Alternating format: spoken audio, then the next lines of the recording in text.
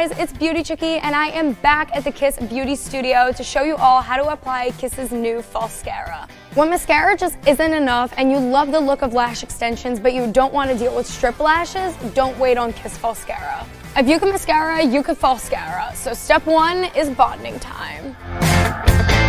Brush a light coat of the bond, which is infused with biotin, to a clean, natural lash. And a little goes a long way. For step 2, you're going to apply the wisp underneath your natural lashes. You're going to use the patent pending applicator and pluck a wisp from the tray, and then one by one, gently place the wisp underneath the base of your natural lashes, slightly away from your waterline. You're going to apply the wisp starting from the outer corner of the lash line, working inwards, or vice versa, and be sure to place the wisp right next to each other for a seamless look.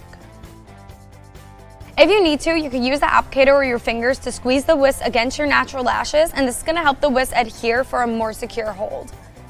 And step 3, you're going to lock it all in with the seal.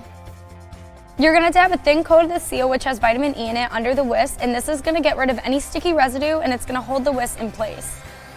This is amazing. My lashes have literally never looked better. With Falscara, there's no need for mascara.